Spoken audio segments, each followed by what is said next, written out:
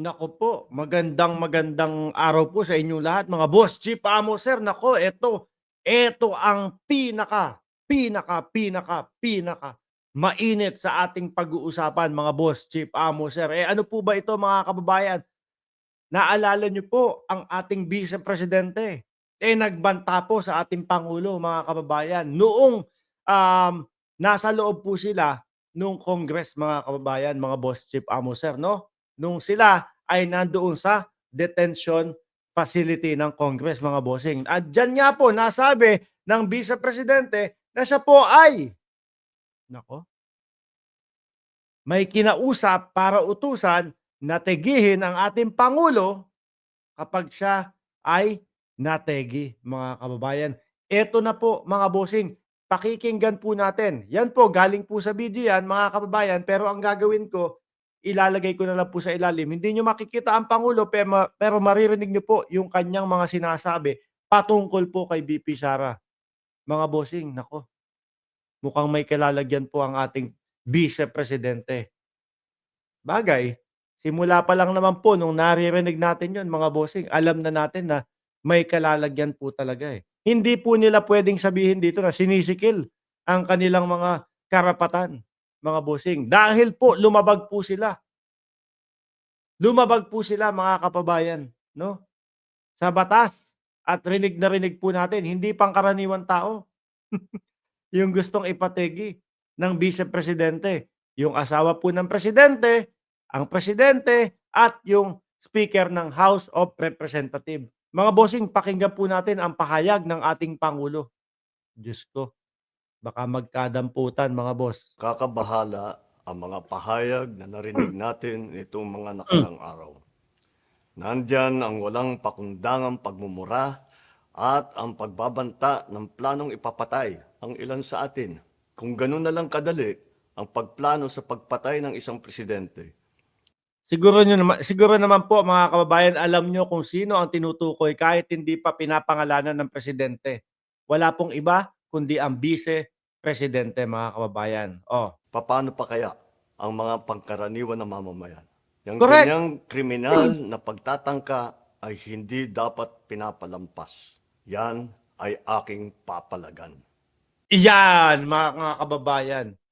Yan po ang madiin. O doon sa mga sabi, si presidente naman kasi hanggang ngayon hindi nagsasalita, panay trabaho. Ayaw palagan yung mga bumabastos sa kanya. Mga boss, chief, amo, sir, eto na po ang pinakahihintay natin. Papalag na po ang ating presidente doon sa mga ginagawang pambabastos po sa kanya. As a democratic country, we need to uphold the rule of law. Hmm, Ako, bilang pinuno ng Executive Department at lahat ng mga nanunungkulan sa pamahalaan ay may sinumpaang tungkulin na tutupdin at pangangalagaan ang konstitusyon at ang ating mga batas. Kaya correct. hindi tama ang pagpigil sa mga halal ng bayan sa paghahanap ng katotohanan. Hindi na Yan. Yan po kasi mga bossing, 'no, napakasimple. Sagutin nila yung sa mga confidential funds, wala, ayaw mga magsisipot ho, mga bossing, Diyos ko Lord. Oh, mas pinipili pa po nila yung paikot-ikot at paligoy-ligoy pa po tapos magpapa-victim sila.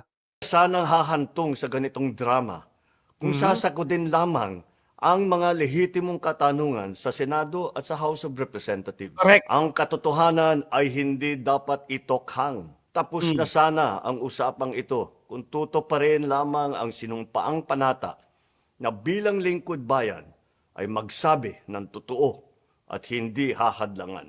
Imbis na diretsahang sagot, nililihis pa sa kwentong chicheria. yan po mga kababayan. Saglit lang, hindi ko maiwasan na medyo matawa, Kuwentong chichirya, alam niyo po kung ano yon? Yung Mary Grace Piatos, mga kababayan. Tad ko na matuldukan na itong mga pangyayaring ito sa parang matiwasay at magdadala sa atin sa katotohanan. 12 taon din ako nanungkulan sa magkaparehong kamara ng Kongreso. Mhm. Batid ko ang kapangyarihan iginawad sa kanila ng taong bayan at ng ating konstitusyon.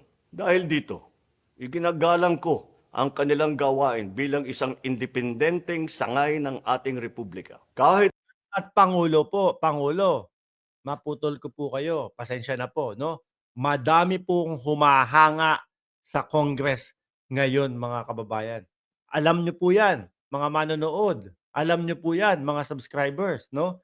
Madami pong humahanga lalo na po sa Quad Committee, mahal na Pangulo. Tuloy po natin. Ang buong executive branch, lahat ng mga ahensya, ay hindi nakakaligtas at parating sumasailalim sa kanilang masusing pagsusuri. Bilang isang bansa, marami tayong mga paghamon na dapat harapin at mga suliraning dapat bigyan ng lunas. Sa kabila ng mga pambabatikos, nakatuon ang aking pansin sa pamamahala.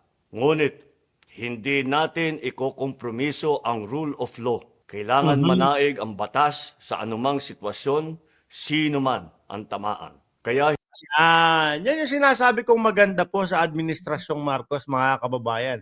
Kahit ikaw, kibuloy ka, multimillionaire ka, ganito, tinulungan mo nung panahon ng eleksyon si Pangulong Marcos, eh kahit na gano'n ang ginawa mo, kung merong reklamo sa iyo, kung meron kang ginawang paglabag sa batas, ay mananagot ka.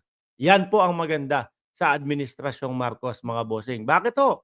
Magiging pantay-pantay po, no, ang batas para sa bawat mamamayang Pilipino, mayaman man o mahirap. Dahil po simula dati pa lang mga bossing, eh laging naaargabyado yung mga mahihirap eh. Argabyado po yung maliliit na mamamayan natin, no? Lalo na kapag ka ang kalaban eh yung malaki buloy ho. Oh, yung mga mala Duterte ho ang kalaban.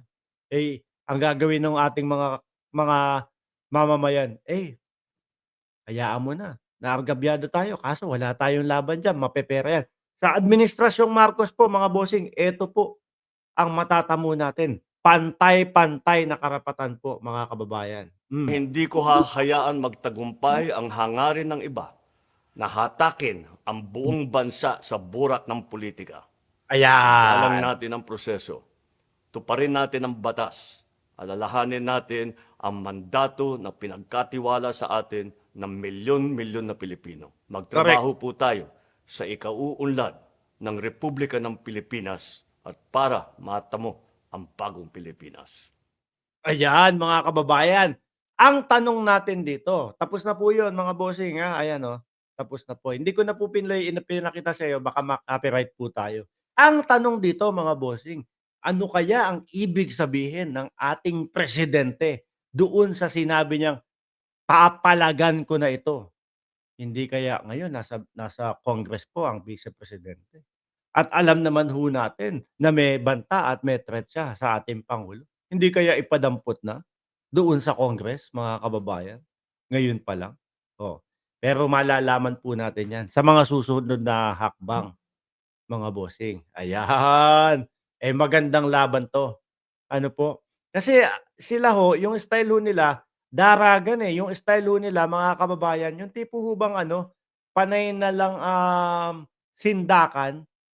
Eto ngayon, kilala natin ang mga Duterte na mahilig manindak, 'no? Pero kapag pinalagan, 'pag sinabing, "O sige, sampalin mo ko." General Torre, naalala niyo 'yun? Wala na po, mga atrasan na, 'no?